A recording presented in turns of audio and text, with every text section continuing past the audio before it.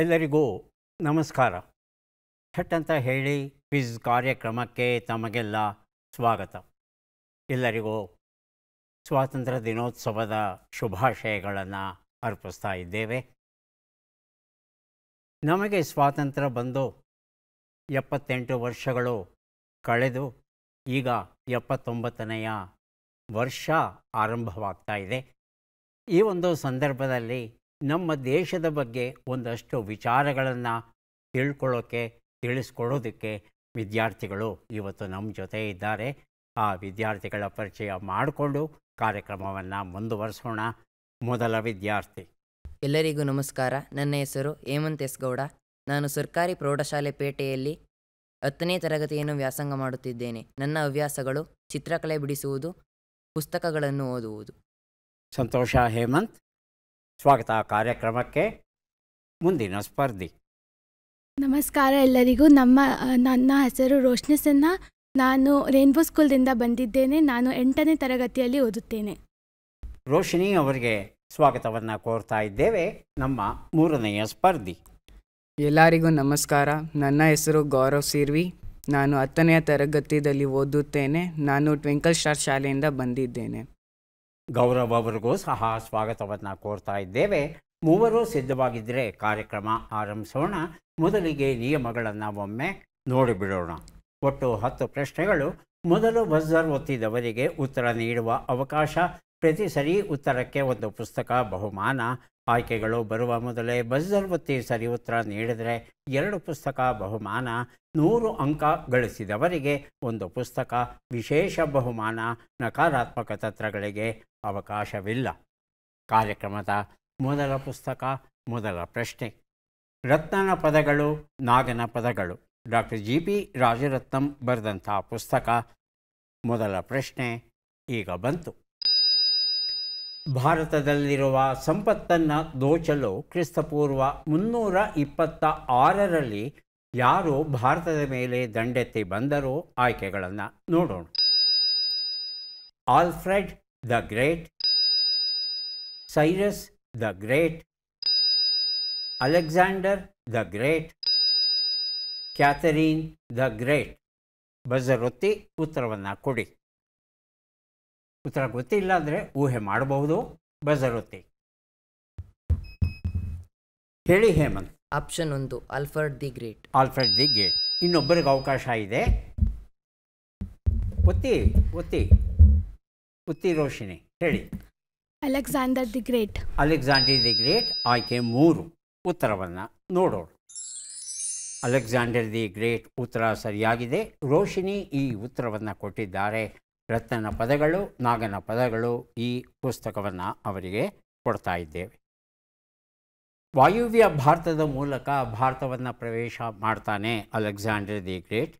ತಕ್ಷಶಿಲೆಯಲ್ಲಿ ಅಂಬಿ ಅಂತ ಒಬ್ಬ ರಾಜ. ಆ ಅಂಬಿ ಸಹಾಯ ಮಾಡಿದ ಕಾರಣ ಆತ ಬಹಳ ಸುಲಭವಾಗಿ ಭಾರತ ದೇಶದ ಒಳಗೆ ಬರ್ತಾನೆ. ಪುರೂರವನನ್ನು ಆತ ಸೋಲಿಸ್ತಾನೆ.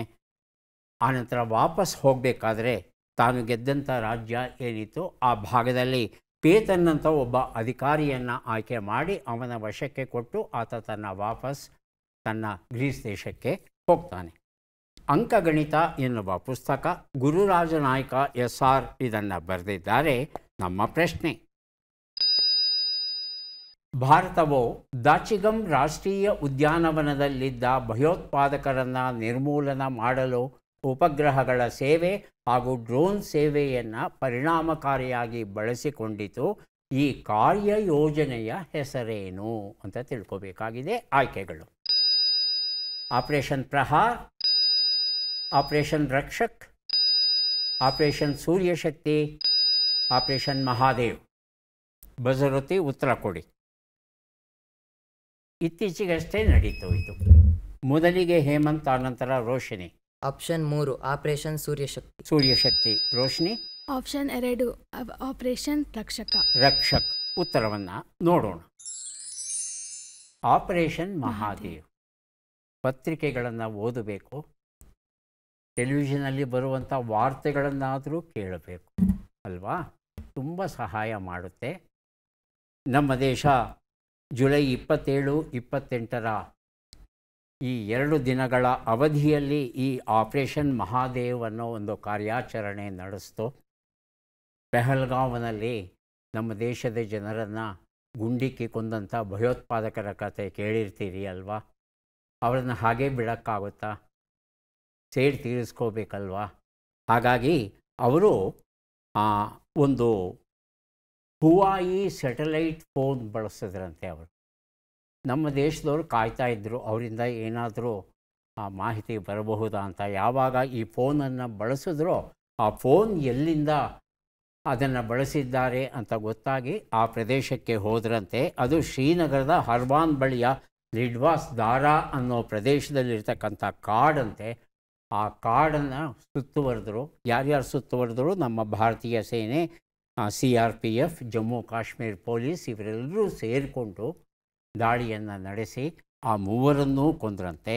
ಆ 3 ಲಷ್ಕರ್ ಎ ತೈಬಾ ಅನ್ನೋ ಗುಂಪಿಗೆ ಸೇರಿದಂಥ ಸುಲೇಮಾನ್, ಹಮ್ಜಾ, ಅಫ್ಘಾನಿ, ಜಿಬ್ರಾನ್ ಅಂತಕ್ಕಂಥ 3 ಭಯೋತ್ಪಾದಕರು.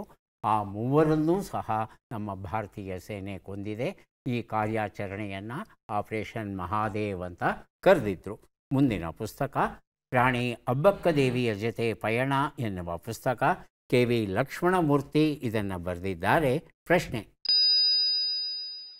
ಭಾರತದ ಮಾನವ ಸಹಿತ ಗಗನಯಾನದ ಪ್ರಯೋಗ ಯಾವಾಗ ನಡೆಯಲಿದೆ? ಆಯ್ಕೆಗಳನ್ನು ನೋಡೋಣ. 2027 ಮೊದಲ ತ್ರೈಮಾಸಿಕ, 2026 ಮೊದಲ ತ್ರೈಮಾಸಿಕ, 2026 4ನೆಯ ತ್ರೈಮಾಸಿಕ, 2027 4ನೆಯ ತ್ರೈಮಾಸಿಕ. ತ್ರೈಮಾಸಿಕ ಅಂದರೆ ಅರ್ಥವಾಗುತ್ತಾ? ಒಂದು ವರ್ಷದ 12 ತಿಂಗಳನ್ನು 4 ಭಾಗಗಳಾಗಿ ವಿಂಗಡಿಸ್ತೇವೆ. ಮೊದಲ 3 ತಿಂಗಳು ಮೊದಲ ತ್ರೈಮಾಸಿಕ, 2ನೇ 3 ತಿಂಗಳು 2ನೇ ತ್ರೈಮಾಸಿಕ. ಹಾಗೆ 2027ರಲ್ಲಿ ಹಾರಿಸೋ ಯೋಜನೆ ಇಟ್ಕೊಂಡಿದ್ದೀವ, 26ರಲ್ಲ. ಯಾವ ತ್ರೈಮಾಸಿಕದಲ್ಲಿ ಅಂತ ಹೇಳಬೇಕು, ಊಹೆ ಮಾಡ್ಬೋದು. ಊಹೆ ಮಾಡಬೇಕಾದ್ರೆ ಬಸರುತ್ತಿ ಹೇಳಿ. ಆಪ್ಷನ್ 2 ಹೇಳಿ ಹೇಮಂತ್. 2026 ಮೊದಲ ತ್ರೈಮಾಸಿಕ. ಮೊದಲ ತ್ರೈಮಾಸಿಕ. ಇನ್ನೊಬ್ಬರಿಗೆ ಅವಕಾಶ ಇದೆ, ಬಸರುತ್ತಿದ್ದಾರೆ. ಗೌರವ್. ಆಯ್ಕೆ 3, 2026 4ನೆಯ ತ್ರೈಮಾಸಿಕ. 4ನೇ ತ್ರೈಮಾಸಿಕ ಅಂತ ಹೇಳ್ತಾ ಇದ್ದಾರೆ. ಉತ್ತರವನ್ನು ನೋಡೋಣ. ಆದರೆ ಸರಿಯಾದ ಉತ್ತರ 2027 ಮೊದಲ ತ್ರೈಮಾಸಿಕ ಆಗಿತ್ತು. 2027 ಮೊದಲ ತ್ರೈಮಾಸಿಕದಲ್ಲಿ ನಾವು ಒಂದು ನೌಕೆಯನ್ನು ಹಾರಿಸ್ತಾ ಇದ್ದೇವೆ. ಇದು ಭೂಮಿಯಿಂದ ಸುಮಾರು 400 ಕಿಲೋಮೀಟರ್ ಎತ್ತರದಲ್ಲಿ 3 ದಿನಗಳ ಕಾಲ ಇದು ಕೆಲಸವನ್ನು ಮಾಡುತ್ತಂತೆ. ಆ 3 ದಿನಗಳ ಅವಧಿಯಲ್ಲಿ ನಮ್ಮ ಯಾತ್ರಿಗಳು, ಗಗನಯಾತ್ರಿಗಳು ಯಾರಿರ್ತಾರೆ ಅವರು ಆ 3 ದಿನಗಳ ಕಾಲ ಆ ನೌಕೆಯಲ್ಲಿ ಉಳಿದು ಅವರು ಅಗತ್ಯ ಕೆಲಸಗಳು ಏನಿದೆ ಅವೆಲ್ಲವನ್ನು ಮಾಡ್ತಾರಂತೆ. ಯಾರು ಆ 3 ಯಾತ್ರಿಗಳು ಅನ್ನೋದನ್ನು ತಿಳ್ಕೊಳ್ಳೋ ಕುತೂಹಲ ಉಂಟು. ಅದು group captain Prashanth Balakrishna Nair, group captain Ajith Krishnan, group captain Angad Pratap ಮತ್ತು ಗ್ರೂಪ್ ಕ್ಯಾಪ್ಟನ್ ಶುಭಾಂಶು ಶುಕ್ಲಾ. 4 ಜನರನ್ನು ಆಯ್ಕೆ ಮಾಡಿ ಅವರಿಗೆ ತರಬೇತಿಯನ್ನು ಕೊಟ್ಟಿದೆಯಂತೆ ನಮ್ಮ ದೇಶ. ಆದರೆ ನೇರವಾಗಿ ಮನುಷ್ಯರನ್ನೇ ಹಾರಿಸೋದಕ್ಕೆ ಮೊದಲು ಒಂದು ಸಲ ಯಾಕೆ ಪ್ರಯತ್ನ ಪಡಬಾರ್ದು ಅಂತ ಹೇಳಿ 2025 4ನೇ ತ್ರೈಮಾಸಿಕದಲ್ಲಿ ಒಂದು ನೌಕೆಯನ್ನು ಭೂಮಿಯಿಂದ ಕಳಿಸ್ತಾ ಇದ್ದಾರೆ. ಆದರೆ ಅಲ್ಲಿ ಮನುಷ್ಯರ ಬದಲು ಮನುಷ್ಯರ ಸ್ಥಾನದಲ್ಲಿ ಒಂದು ಯಂತ್ರ ಮಾನವ, ಒಂದು ರೋಬೋ ಇರುತ್ತಂತೆ. ಇದಕ್ಕೆ ಇದು ಮನುಷ್ಯನ ಹಾಗೇ ಇರುತ್ತೆ. ಇದನ್ನು ವ್ಯೋಮಮಿತ್ರ ಅಂತ ಕರೆದಿದ್ದಾರೆ. ಹಾಗಾಗಿ ವ್ಯೋಮಮಿತ್ರ 2025 4ನೇ ಭಾಗದಲ್ಲಿ ಹೋಗುತ್ತೆ. 27 ಮೊದಲನೇ ಭಾಗದಲ್ಲಿ ನಮ್ಮ ಭಾರತೀಯದ 3 ಗಗನಯಾತ್ರಿಗಳು ಹೋಗ್ತಾರೆ. 3 ದಿನಗಳು ಇದ್ದು ವಾಪಸ್ ಬರ್ತಾರೆ. ಮುಂದಿನ ಪುಸ್ತಕ ಗಿರೀಶ್ ಕಾರ್ನಾಡ್, ಬಹುರೂಪಿ ಪ್ರಕಟಿಸಿದ ಕೃತಿ, ಸಂಪಾದಕರು ಜೋಗಿ. ನಮ್ಮ ಪ್ರಶ್ನೆ: ಕರ್ನಾಟಕ ಶಾಸನ ಸಭೆಯ ಮೊದಲ ಮಹಿಳಾ ಸ್ಪೀಕರ್ ಯಾರು? ಆಯ್ಕೆಗಳನ್ನು ನೋಡೋಣ.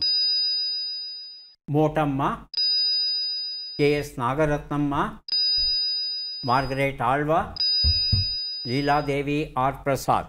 ಹೇಳಿ Hemant. Option 2 KS Nagaratnam. KS Nagarathnamma. ಇನ್ನೊಬ್ಬರಿಗೆ ಅವಕಾಶ ಇದೆ. ರೋಶ್ನಿ, ಗೌರವ್, ಬಜರತಿ ಉತ್ತರ ಕೊಡಿ. ಪುತಿ, ಹಾಂ ಹೇಳಿ ರೋಶ್ನಿ. ಆಪ್ಷನ್ 2 2. ಆಗೋಯ್ತಲ್ಲಮ್ಮ, ಅವ್ರು ತೊಗೊಂಡ್ಬಿಟ್ಟಿದ್ದಾರಲ್ಲ, ಅದೇ ಉತ್ತರ ನೀವು ತೊಗೊಂಡಿದ್ದೀರಾ. ಉತ್ತರವನ್ನು ನೋಡೋಣ. KS ನಾಗರತ್ನಮ್ಮ ಉತ್ತರ ಸರಿಯಾಗಿದೆ. ಗಿರೀಶ್ ಕಾರ್ನಾಡ್ ಈ ಪುಸ್ತಕವನ್ನು ಹೇಮಂತ್ ಅವರಿಗೆ ಕೊಟ್ಟಿದ್ದೇವೆ. ಗುಂಡ್ಲುಪೇಟೆಯಿಂದ ಅವರು 7 ಬಾರಿ ಶಾಸಕಿಯಾಗಿ ಆಯ್ಕೆಯಾಗ್ತಾರೆ. 72ರಿಂದ 78ರವರೆಗೆ ಇವರು ಸ್ಪೀಕರ್ ಆಗಿ ಕೆಲಸವನ್ನು ಮಾಡಿದ್ರು. ಮುಂದಿನ ಪುಸ್ತಕ ಮತ್ತು ಪ್ರಶ್ನೆ ಶ್ರೀಕೃಷ್ಣ ಶ್ರೀ ಸತ್ಯಸಾಯಿ. ಈ ಒಂದು ಪುಸ್ತಕವನ್ನು ಸಂಪಾದನೆ ಮಾಡಿದ್ದಾರೆ. ಪ್ರಶ್ನೆಯನ್ನು ನೋಡೋಣ. ಬಿಟ್ಟ ಅಕ್ಷರಗಳನ್ನು ತುಂಬಿ. ಶ್ರ ತ ಮ ಮ ಜಿ.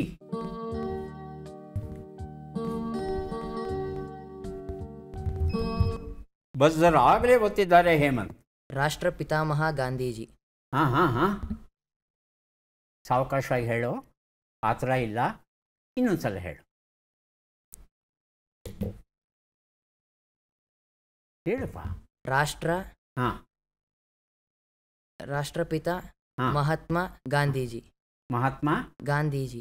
ಗಾಂಧೀಜಿ. ಜೀನು ಹೇಳಬೇಕು, ಅಲ್ಲಿ ಇದೆಯಲ್ಲ ಕೊಟ್ಟಿದ್ದಾರಲ್ವಾ, ಸೇರಿಸ್ಕೊಂಡು ಹೇಳೋ ಉತ್ತರ. ರಾಷ್ಟ್ರಪಿತ ಮಹಾತ್ಮ ಗಾಂಧೀಜಿ. ಹಾಂ, ರೋಶಿನಿ ಸರಿಗಿದೆಯಾ ಉತ್ತರ? ಗೌರವ್, ಉತ್ತರವನ್ನು ನೋಡೋಣ. ರಾಷ್ಟ್ರಪಿತ ಮಹಾತ್ಮ ಗಾಂಧೀಜಿ. ಉತ್ತರ ಗೊತ್ತಾಯಿತು ಅನ್ನೋ ಸಂಭ್ರಮದಲ್ಲಿ ಏನಾಗುತ್ತೆ, ಸಣ್ಣ ಪುಟ್ಟ ತಪ್ಪುಗಳಾಗುತ್ತೆ ಅಲ್ವಾ, ಹಾಗೆ ಮಾಡಬಾರ್ದು. ಶ್ರೀಕೃಷ್ಣ ಶ್ರೀ ಸತ್ಯಸಾಯಿ ಈ ಒಂದು ಪುಸ್ತಕವನ್ನು ಹೇಮಂತ್ ಅವರಿಗೆ ಕೊಟ್ಟಿದ್ದೇವೆ. ಈಗ ಕನ್ನಡವ ಕಟ್ಟಿದರು ಕಲ್ಯಾಣ ಶರಣರು ಎನ್ನುವ ಪುಸ್ತಕ ಡಾಕ್ಟರ್ ಶಶಿಕಾಂತ್ ಪಟ್ಟಣ ಅವರು ಇದನ್ನು ಬರೆದಿದ್ದಾರೆ. ನಮ್ಮ ಪ್ರಶ್ನೆ, ಈ ಕೆಳಗಿನ ಲೆಕ್ಕಗಳನ್ನು ಪೂರ್ಣಗೊಳಿಸಿ ಉತ್ತರಗಳನ್ನೆಲ್ಲ ಕೂಡಿ ಅಂತಿಮ ಉತ್ತರವನ್ನು ನೀಡಿ ಉತ್ತರದ ಮಹತ್ವವನ್ನು ತಿಳಿಸಿ. ಲೆಕ್ಕ ಬಂದಿದೆ. 543 ಕೂಡು 373, 897 ಕಳೆ 354, 26 ಗುಣಿಸು 15, 909 ಭಾಗಿಸು 9.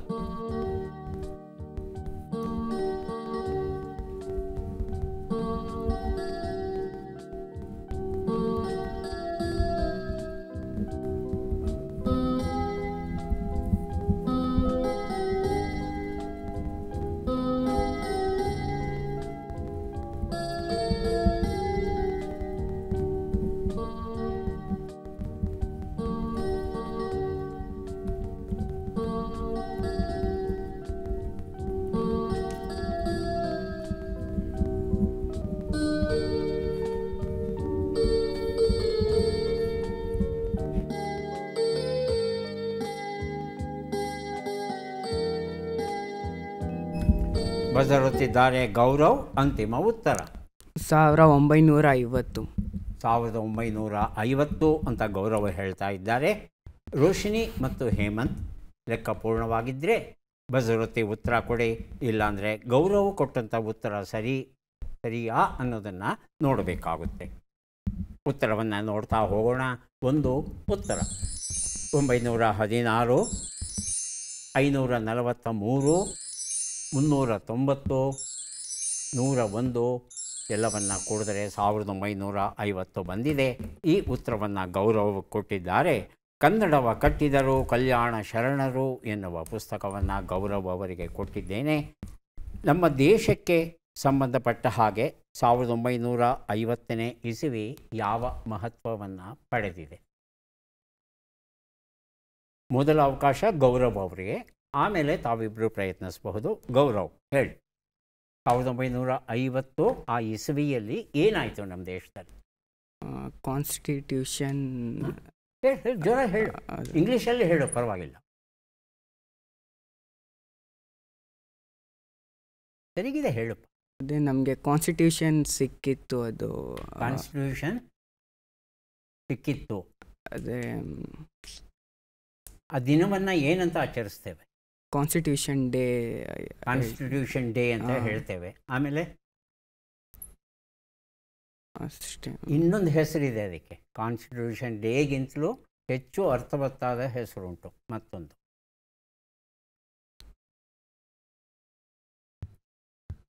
ರೋಶಿನಿ ಹೇಮಂತ್ ಅಂತ ಕೇಳಲ್ಲ? Roshini Hemant sir Republic Day. ಹೌದಾ ಅಲ್ವಾ? ಅನುಮಾನ ಇದೆಯಾ ಗೌರವ್? ರಿಪಬ್ಲಿಕ್ ಡೇ ಹೌದಾ ಅಲ್ವಾ? ಅವ್ರು ರಿಪಬ್ಲಿಕ್ ಡೇ ಅಂತಿದ್ದಾರೆ, ನೀವು ಕಾನ್ಸ್ಟಿಟ್ಯೂಷನ್ ಡೇ ಅಂತಿದ್ದೀರಿ. ಯಾವುದು ಸರಿ ರೋಶಿನಿ ಇದರಲ್ಲಿ? ಗಣರಾಜ್ಯೋತ್ಸವ, ರಿಪಬ್ಲಿಕ್ ಡೇ. ರಿಪಬ್ಲಿಕ್ ಡೇ ಸರಿ, ರೋಶಿನಿ ಡೇ ಇದು ಕಾನ್ಸ್ಟಿಟ್ಯೂಷನ್ ಡೇ ತಪ್ಪಾ? Correct sir. ಕರೆಕ್ಟ್ ಇದೆ. ಹೇಮಂತ್ ಅವರಿಗೆ ಪುಸ್ತಕವನ್ನು ಕೊಡ್ತಾ ಇದ್ದೇನೆ. ಒಂದು ಪುಸ್ತಕ, ರಾಣಿ ಅಬ್ಬಕ್ಕದೇವಿ ಜೊತೆ ಪಯಣ ಅನ್ನೋದು. ಈ ಪುಸ್ತಕವನ್ನು ಹೇಮಂತ್ ಅವರಿಗೆ ಕೊಟ್ಟಿದ್ದೇನೆ. ಗೌರವ್, ರಿಪಬ್ಲಿಕ್ ಡೇ ಅನ್ನೋದು ಸರಿಯಾದ ಉತ್ತರ. ಕಾನ್ಸ್ಟಿಟ್ಯೂಷನ್ ಡೇ ಅಂತ ಹೇಳತ್ತಂದರೆ ಏನು ದೊಡ್ಡ ತಪ್ಪೇನೋ ಆಗೋದಿಲ್ಲ.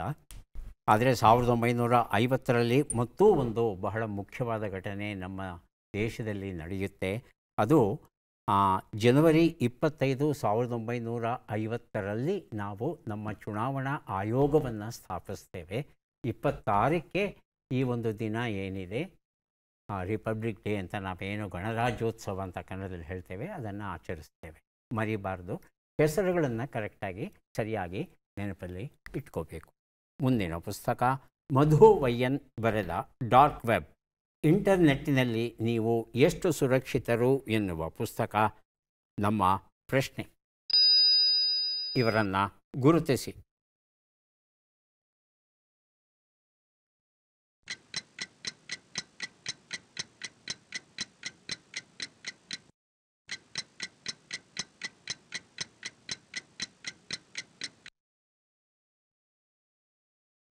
ಆಯ್ಕೆಗಳನ್ನು ನೋಡೋಣ. ಸ್ವಾಮಿ ಶಿವಾನಂದ,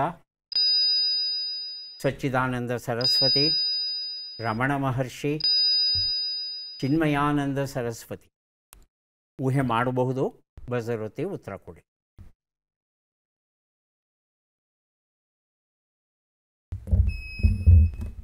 ಹೇಳಿ ರೋಶಿನಿ. ಆಪ್ಷನ್ 3 ರಮಣ ಮಹರ್ಷಿ. ಹೌದಾ? ಹೇಳಿ ಗೌರವ್. ಆಪ್ಷನ್ 2. ಆಪ್ಷನ್ 2 ಸಚ್ಚಿದಾನಂದ ಸರಸ್ವತಿ. ಉತ್ತರವನ್ನು ನೋಡೋಣ. ರಮಣ ಮಹರ್ಷಿ ಸರಿಯಾದ ಉತ್ತರ. ರೋಶಿನಿ ಈ ಉತ್ತರ ಕೊಟ್ಟಿದ್ದಾರೆ. ಡಾರ್ಕ್ ವೆಬ್ ಎನ್ನುವ ಈ ಒಂದು ಪುಸ್ತಕವನ್ನು ರೋಶಿನಿ ಅವರಿಗೆ ಕೊಟ್ಟಿದ್ದೇವೆ. ರಮಣ ಮಹರ್ಷಿ ಅವರ ಮೂಲ ಹೆಸರು ವೆಂಕಟರಮಣ ಅಂತ. ಇವರಿಗೆ 16 ವರ್ಷಗಳು ಆಗಿರುತ್ತೆ. ಆ ಒಂದು ಸಂದರ್ಭದಲ್ಲಿ ಇವರು ಅಧ್ಯಾತ್ಮದ ಕಡೆಗೆ ತಿರುಗುತ್ತಾರೆ, ಸನ್ಯಾಸತ್ವವನ್ನು ಸ್ವೀಕರಿಸ್ತಾರೆ. 1950ರವರೆಗೆ ಇವರು ನಮ್ಮ ನಡುವೆನೇ ಇರ್ತಾರೆ. ಅರುಣಾಚಲ ಈ ಒಂದು ಪ್ರದೇಶದಲ್ಲಿ ಇವರು ವಾಸ ಮಾಡ್ತಾ ಇರ್ತಾರೆ. ಇವರ ಬೋಧನೆ ಎಲ್ಲ ಏನಿದೆ ಅವೆಲ್ಲವೂ ಸಹ ಒಂದು ಪ್ರಶ್ನೆಯ ಸುತ್ತಲೂ ಸುತ್ತುತ್ತೆ, ನಾನು ಯಾರು, ನಾನು ಯಾರು ಅನ್ನೋದನ್ನು ತಿಳ್ಕೊಳ್ಳುವ ಒಂದು ಪ್ರಯತ್ನವನ್ನು ಪ್ರತಿಯೊಬ್ಬರೂ ಮಾಡಬೇಕು ಅನ್ನೋದು ಇವರ ಆಶಯ ಆಗಿರುತ್ತೆ. ಹಾಗಾಗಿ ಇವರ ಹತ್ರ ಹೋದವರ ಬಳಿ ಇವರು ನಾನು ಯಾರು ಅನ್ನೋದನ್ನು ತಿಳ್ಕೊಳ್ಳೋದಕ್ಕೆ ಸಹಾಯ ಆಗುವಂಥ ಒಂದು ತಿಳಿವನ್ನು ಕೊಡ್ತಾ ಇದ್ದರು ಅಂತ ಹೇಳ್ತಾರೆ. ಆದರೆ ಇವರು ಮಾತನಾಡಿದ್ದಕ್ಕಿಂತ ಮೌನವಾಗಿ ಇದ್ದದ್ದೇ ಹೆಚ್ಚು. ಮೌನದಲ್ಲಿ ಅದೆಷ್ಟು ಉತ್ತರಗಳು ಅಡಗಿವೆಯೋ. ಕುವೆಂಪು ನೆನಪು, ಮುಂದೆ ಬನ್ನಿ, ನಡೆನುಡಿ, ಪ್ರಭು ಜೈರಾಮ್ ಬರೆದಿರುವಂಥದ್ದು. ಪ್ರಶ್ನೆ, ಈ ಅಕ್ಷರಗಳನ್ನು ಸರಿಯಾಗಿ ಜೋಡಿಸಿ. ಅಕ್ಷರಗಳು ಹ, ಕೆ, ರು, ಲಿ, ಸಾ, ಸಿ, ಬಿ, ರಿ.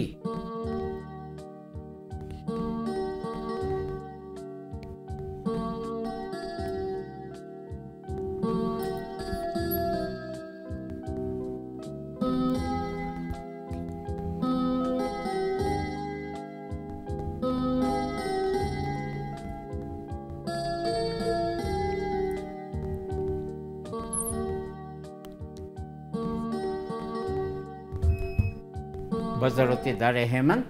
ಕೇಸರಿ ಬಿಳಿ ಹಸಿರು. ಕೇಸರಿ, ಬಿಳಿ, ಹಸಿರು ಅಂತ ಹೇಳ್ತಾ ಇದ್ದಾರೆ. ರೋಶಿನಿ ಇರಬಹುದಾ?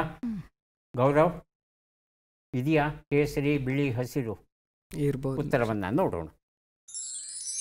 ಕೇಸರಿ, ಬಿಳಿ, ಹಸಿರು ಉತ್ತರ ಸರಿಯಾಗಿದೆ. ಕುವೆಂಪು ಅವರ ಈ ಒಂದು ಪುಸ್ತಕವನ್ನು ಹೇಮಂತ್ ಅವರಿಗೆ ಕೊಟ್ಟಿದ್ದೇನೆ. ಈಗ 3 ಪುಸ್ತಕಗಳನ್ನು ಕೊಡುವಂಥ ಸಮಯ ಬಂದಿದೆ. ಪದಬಂಧ ಸುಳುಹುಗಳನ್ನು ನೋಡೋಣ. ಕರ್ನಾಟಕದ ಜಲಿಯನ್ ವಾಲಾಬಾಗ್. ಅಶ್ವ ನಿತ್ಯವಾದುದು, ಚಿರವಾದುದು.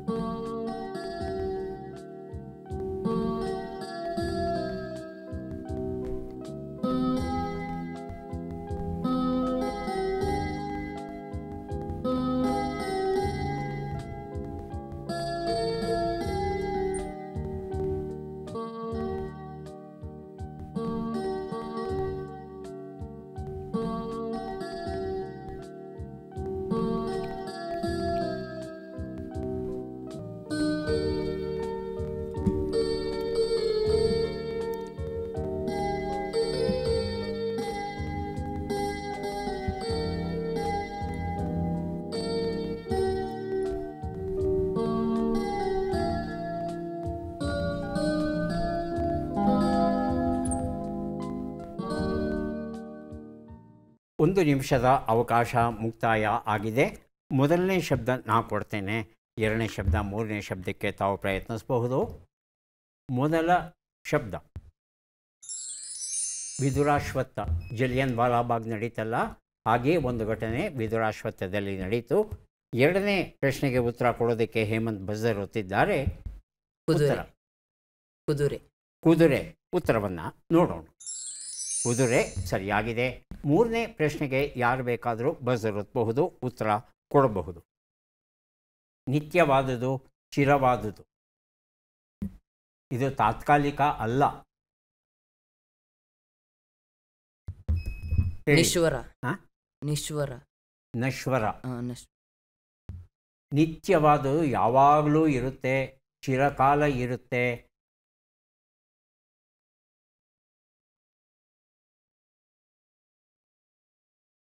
ಚಿರಕಾಲ ಅಂದರೆ ಚಿರಂಜೀವಿಗಳು. ಚಿರಂಜೀವಿಗಳು ಅಂದ್ರೇನು? ಯಾವಾಗಲೂ ಇರ್ತಾರೆ, ಅವರಿಗೆ ಸಾವು ಅನ್ನೋದಿಲ್ಲ. ಮಧ್ಯದಕ್ಷರ ಶ್ವ ಏನು ಬರಬಹುದು?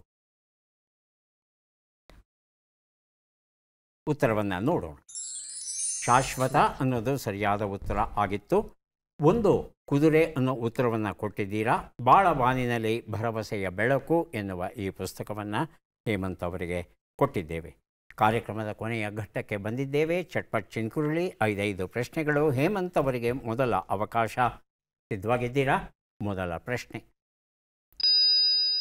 ಭಾರತವು ನವಿಲನ್ನು ಯಾವಾಗ ರಾಷ್ಟ್ರೀಯ ಪಕ್ಷಿಯನ್ನಾಗಿ ಸ್ವೀಕರಿಸಿತು? 1ನೇ ಫೆಬ್ರವರಿ 1950, 1ನೇ ಫೆಬ್ರವರಿ 1963. 1963. ಮುಂದಿನ ಪ್ರಶ್ನೆ. ಭಾರತದ ಮೊದಲ ಶಿಕ್ಷಣ ಮಂತ್ರಿ ಯಾರು? ಮೌಲಾನಾ ಅಬುಲ್ ಕಲಾಂ ಆಜಾದ್, ಜಕೀರ್ ಹುಸೇನ್. ಜಕೀರ್ ಹುಸೇನ್. ಮುಂದಿನ ಪ್ರಶ್ನೆ. ಭಾರತದ ಉಕ್ಕಿನ ಮನುಷ್ಯ ಯಾರು? ವಲ್ಲಭಭಾಯಿ ಪಟೇಲ್, ಸುಭಾಷ್ ಚಂದ್ರ ಬೋಸ್. ವಲ್ಲಭಭಾಯಿ ಪಟೇಲ್. ಮುಂದಿನ ಪ್ರಶ್ನೆ. ಸ್ವತಂತ್ರ ಭಾರತದ ಮೊದಲ ಚುನಾವಣೆಯು ಯಾವ ವರ್ಷದಲ್ಲಿ ನಡೆಯಿತು? 50, 51, 51, 52. 50. 51. ಮುಂದಿನ ಪ್ರಶ್ನೆ. ಭಾರತ ರತ್ನ ಗೌರವವನ್ನು ಪಡೆದ ಮೊದಲ ಕ್ರೀಡಾಪಟು ಯಾರು? ಸಚಿನ್ ತೆಂಡೂಲ್ಕರ್, ಮೇಜರ್ ಧ್ಯಾನ್ ಚಂದ್. ಮೇಜರ್ ಧ್ಯಾನ್ ಚಂದ್. ಮುಂದಿನ ಇಲ್ಲ, 5 ಪ್ರಶ್ನೆಗಳಾಯಿತು. ಉತ್ತರಗಳನ್ನು ನೋಡ್ತಾ ಹೋಗೋಣ. ಒಂದು ಉತ್ತರ 1ನೇ ಫೆಬ್ರವರಿ 1963 ಉತ್ತರ ಸರಿಯಾಗಿದೆ. ಎರಡನೇ ಪ್ರಶ್ನೆಗೆ ಉತ್ತರ ಮೌಲಾನಾ ಅಬುಲ್ ಕಲಾಂ ಆಜಾದ್ ಆಗಿತ್ತು, ತಾವು ಜಕೀರ್ ಹುಸೇನ್ ಅಂತ ಹೇಳಿದ್ರಿ. ಮೂರನೇ ಪ್ರಶ್ನೆಗೆ ಉತ್ತರ ಪಟೇಲ್, ಉತ್ತರ ಸರಿಯಾಗಿದೆ. ನಾಲ್ಕನೇ ಪ್ರಶ್ನೆಗೆ ಉತ್ತರ 51, 52 ಆಗಿತ್ತು. 50ರಲ್ಲಿ ಚುನಾವಣಾ ಆಯೋಗ ರೂಪುಗೊಳ್ಳುತ್ತೆ, ಹಾಗಾಗಿ 51, 52ರಲ್ಲಿ ಚುನಾವಣೆ ನಡೆಯುತ್ತೆ. 5ನೇ ಪ್ರಶ್ನೆಗೆ ಉತ್ತರ ಸಚಿನ್ ತೆಂಡೂಲ್ಕರ್ ಅವರಿಗೆ. ಧ್ಯಾನ್ ಚಂದ್ ಅವರಿಗೆ ಭಾರತ ರತ್ನ ಕೊಟ್ಟಿಲ್ಲ ನಾವು. ಎಷ್ಟು?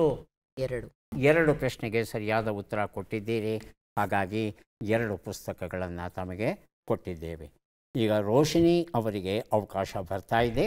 ಸಿದ್ಧವಾಗಿದ್ದರೆ ಪ್ರಶ್ನೆಗಳನ್ನು ಆರಂಭಿಸ್ತೇವೆ. ಮೊದಲ ಪ್ರಶ್ನೆ, ಭಾರತದ ಸಾಂಸ್ಕೃತಿಕ ಪ್ರಾಣಿಯನ್ನಾಗಿ ಯಾವುದನ್ನು ಆಯ್ಕೆ ಮಾಡಿದ್ದೇವೆ? ಆನೆ, ಹಸು. ಆನೆ. ಮುಂದಿನ ಪ್ರಶ್ನೆ, ಭಾರತದ ಮೊದಲ ಸ್ವಾತಂತ್ರ್ಯ ಸಂಗ್ರಾಮ 1857. ಈ ಪುಸ್ತಕವನ್ನು ಯಾರು ಬರೆದರು? ವಿನಾಯಕ ದಾಮೋದರ ಸಾವರ್ಕರ್, ಭಗತ್ ಸಿಂಗ್. ವಿನಾಯಕ ದಾಮೋದರ್ ಸಾವರ್ಕರ್. ಮುಂದಿನ ಪ್ರಶ್ನೆ, 1942ರಲ್ಲಿ ಯಾವ ಚಳವಳಿ ನಡೆಯಿತು? ಉಪ್ಪಿನ ಸತ್ಯಾಗ್ರಹ. ಬ್ರಿಟಿಷರೇ ಭಾರತವನ್ನು ಬಿಟ್ಟು ತೊಲಗಿ. ಬ್ರಿಟಿಷರೇ ಭಾರತವನ್ನು ಬಿಟ್ಟು ತೊಲಗಿ. 4ನೇ ಪ್ರಶ್ನೆ, ಭಾರತದ ಯಾವ ರಾಜ್ಯದಲ್ಲಿ ಒಂದೇ ಒಂದು ಲೋಕಸಭಾ ಕ್ಷೇತ್ರವಿದೆ? ಮಿಜೋರಾಂ, ಮಣಿಪುರ. ಮಿಜೋರಾಂ. ಮುಂದಿನ ಪ್ರಶ್ನೆ, ಕಾಜಿರಂಗ ರಾಷ್ಟ್ರೀಯ ಉದ್ಯಾನವನ ಯಾವ ರಾಜ್ಯದಲ್ಲಿದೆ? ಅಸ್ಸಾಂ, ಮಧ್ಯಪ್ರದೇಶ್. ಅಸ್ಸಾಂ. ಅಸ್ಸಾಂ. ಉತ್ತರವನ್ನು ನೋಡ್ತಾ ಹೋಗೋಣ. 1 ಉತ್ತರ ಆನೆ, ಸರಿಯಾಗಿದೆ. 2 ಉತ್ತರ ವಿನಾಯಕ ದಾಮೋದರ ಸಾವರ್ಕರ್, ಉತ್ತರ ಸರಿಯಾಗಿದೆ. 3 ಉತ್ತರ ಬ್ರಿಟಿಷರೇ ಭಾರತವನ್ನು ಬಿಟ್ಟು ತೊಲಗಿ, ಸರಿಯಾಗಿದೆ. 4ನೇ ಪ್ರಶ್ನೆಗೆ ಉತ್ತರ ಮಿಜೋರಾಂ, ಸರಿಯಾಗಿದೆ. 5ನೇ ಪ್ರಶ್ನೆಗೆ ಉತ್ತರ ಅಸ್ಸಾಂ, ಸರಿಯಾಗಿದೆ. 5 ಪ್ರಶ್ನೆಗಳಿಗೆ ತಾವು ಸರಿಯಾದ ಉತ್ತರ ಕೊಟ್ಟಿದ್ದೀರಿ. ಹಾಗಾಗಿ ರೋಶಿನಿ ಅವರಿಗೆ 5 ಪುಸ್ತಕಗಳನ್ನು ಕೊಡ್ತಾ ಇದ್ದೇವೆ. ಈಗ ಅವಕಾಶ ಬಂದಿದೆ ಗೌರವ್ ಅವರಿಗೆ. ಗೌರವ್, ಸಿದ್ಧವಾಗಿದ್ದೀರಾ? ಮೊದಲ ಪ್ರಶ್ನೆ ಈಗ ಬಂತು. ಭಾರತದ ರಾಷ್ಟ್ರೀಯ ವೃಕ್ಷ ಯಾವುದು? ಆಲದ ಮರ, ಅರಳಿ ಮರ. ಆಳದ ಮರ. ಆಳದ ಮರ. ಆಲದ ಮರ. ಮುಂದಿನ ಪ್ರಶ್ನೆ, ಭಾರತದ ಮೊದಲ ಸೂಯಿಸೈಡ್ ಬಾಂಬರ್ ಕುಯಿಲಿ, ಈಕೆ ಯಾರ ಸೈನ್ಯದಲ್ಲಿ ಇದ್ದಳು? ರಾಣಿ ವೇಲು ನಾಚಿಯಾರ್, ರಾಣಿ ಕುಂದಬೈ. ರಾಣಿ ಕುಂದಬೈ. ಮುಂದಿನ ಪ್ರಶ್ನೆ, ಸ್ವಾತಂತ್ರ್ಯ ಹೋರಾಟದಲ್ಲಿ ಮಾಡು ಇಲ್ಲವೇ ಮಡಿ ಘೋಷವಾಕ್ಯವನ್ನು ಯಾರು ನೀಡಿದರು? ಗಾಂಧೀಜಿ, ಬೋಸ್. ಸುಭಾಷ್ ಚಂದ್ರ ಬೋಸ್. ಮುಂದಿನ ಪ್ರಶ್ನೆ, ಯಾರು ಚುನಾವಣೆಯ ಮೂಲಕ ನೇರವಾಗಿ ಆಯ್ಕೆಯಾಗುತ್ತಾರೆ? ರಾಜ್ಯಸಭಾ ಸದಸ್ಯರು, ಲೋಕಸಭಾ ಸದಸ್ಯರು. ರಾಜ್ಯಸಭಾ ಸದಸ್ಯ. ಮುಂದಿನ ಪ್ರಶ್ನೆ, ಮಿಸೈಲ್ ಮ್ಯಾನ್ ಆಫ್ ಇಂಡಿಯಾ ಯಾರು? APJ ಅಬ್ದುಲ್ ಕಲಾಂ, ಹೋಮಿ ಬಾಬಾ. APJ ಅಬ್ದುಲ್ ಕಲಾಂ. ಉತ್ತರವನ್ನು ನೋಡ್ತಾ ಹೋಗೋಣ. 1 ಉತ್ತರ ಆಲದ ಮರ, ಉತ್ತರ ಸರಿಯಾಗಿದೆ. 2ನೇ ಪ್ರಶ್ನೆಗೆ ಉತ್ತರವನ್ನು ನೋಡೋಣ. ರಾಣಿ ವೇಲು ನಾಚಿಯಾರ್ ಆಗಿತ್ತು, ತಾವು ಕುಂದವೈ ಅಂತ ಹೇಳಿದ್ರಿ. 3ನೇ ಪ್ರಶ್ನೆಗೆ ಉತ್ತರ ಗಾಂಧೀಜಿ ಆಗಿತ್ತು, ತಾವು ಬೋಸ್ ಅಂತ ಹೇಳಿದ್ರಿ. 4ನೇ ಪ್ರಶ್ನೆಗೆ ಉತ್ತರ ಲೋಕಸಭಾ ಸದಸ್ಯರು, ತಾವು ರಾಜ್ಯಸಭಾ ಸದಸ್ಯರು ಅಂತ ಹೇಳಿದ್ರಿ. 5ನೇ ಪ್ರಶ್ನೆಗೆ ಉತ್ತರ APJ ಅಬ್ದುಲ್ ಕಲಾಂ, ಸರಿಯಾಗಿದೆ. 2 ಪ್ರಶ್ನೆಗಳಿಗೆ ತಾವು ಸರಿಯಾದ ಉತ್ತರ ಕೊಟ್ಟಿದ್ದೀರಿ. ಹಾಗಾಗಿ 2 ಪುಸ್ತಕಗಳನ್ನು ತಮಗೆ ಕೊಡ್ತಾ ಇದ್ದೇವೆ. ಯಾರಿಗೆ ಎಷ್ಟು ಪುಸ್ತಕ ಬಂದಿದೆ ಅದನ್ನು ನೋಡುವ ಕ್ಷಣ ಈಗ ಬಂತು. ಹೇಮಂತ್ ಅವರಿಗೆ ದೊರೆಯುತ್ತಾ ಇದೆ 3, 6, 1, 7 ಪುಸ್ತಕ ತಮಗೆ ದೊರೆಯುತ್ತಾ ಇದೆ. ಪುಸ್ತಕಗಳನ್ನು ಸ್ವೀಕರಿಸಿ ಕಾರ್ಯಕ್ರಮದಲ್ಲಿ ಭಾಗವಹಿಸಿದ್ದಕ್ಕೆ ನಮಗೆ ಧನ್ಯವಾದಗಳನ್ನು ಅರ್ಪಿಸ್ತಾ ಇದ್ದೇವೆ.